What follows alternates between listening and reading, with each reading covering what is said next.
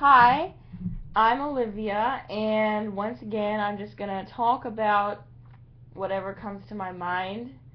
This is another one of my one take webcam videos, so if I screw up on something, that's just me.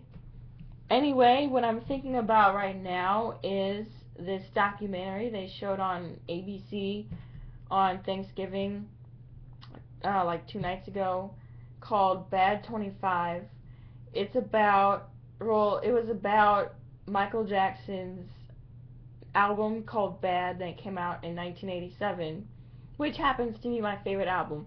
I am a huge fan. Like, I'm not crazy, not like a crazy fan, because if you are, that's great too. But I'm a really big fan. I have like a giant poster of him in my room. I got the T-shirts, the CDs, everything. My whole family is a fan, and I'm just gonna talk about what I thought of it.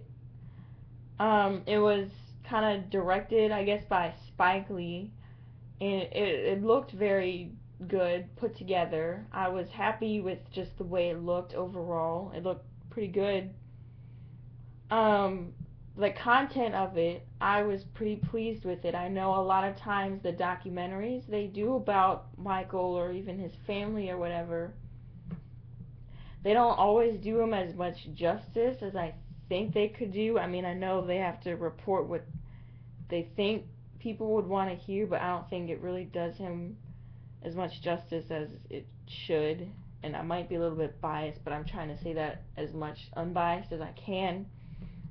I really like the content of it, wise as in they explain some of the process processes of him making some of the songs that appeared on the Bad album, because I know there was a lot of demos that didn't make it to the final album. They even said that. They said there were like 68 almost perfect demos that weren't even on the album, which I would love to hear someday. But that's another issue. Uh, and I was just really impressed with, well, not really impressed, but I like seeing artists just kind of, or who worked with him or who grew up listening to him, say what they thought of it, what they thought of the album at the time. From a critical standpoint, I've read and seen people saying that it almost seemed a bit worshipy. I guess that's a word I just made up there. Which I can see that it was just a little at sometimes just overwhelming praise, which I like, of course, but I can see that.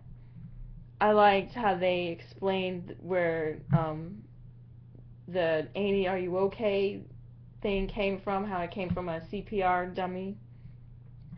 I love Kanye West on there. He goes, yeah.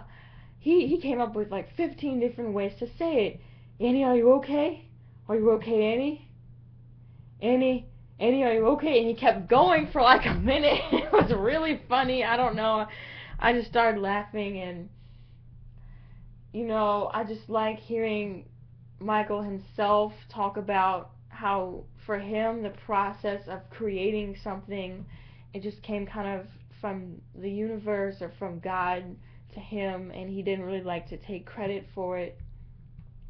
And of course, I wish I could create something like that. Like, I'm a dancer and I love making up dances, but it doesn't come to me like that. Maybe I haven't opened my mind up like he can, but man, it really is amazing what he could do.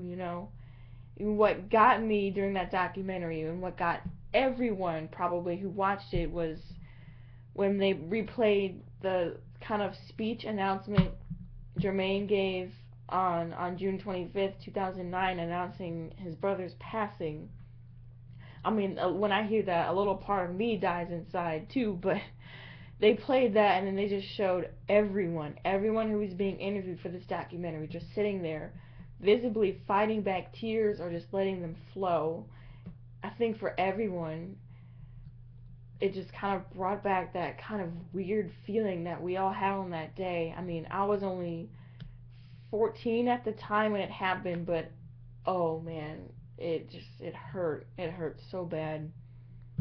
It just brought back that feeling, and they started playing Man in the Mirror after that. Woo! I'm usually not a crier, and I managed to hold back the tears, but then you get that feeling like right here, it's like, this isn't happening, you know.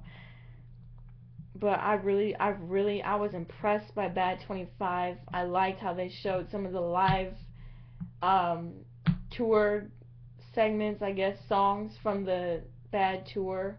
Those are on the Bad25 Wembley Stadium concert DVD, which I have. And apparently, the hour long or hour and a half long special that they show on ABC isn't the full documentary. There's supposed to be a like longer 2 hour version that comes out February 2013. So I'm really excited for that. All in all, I was really impressed by it.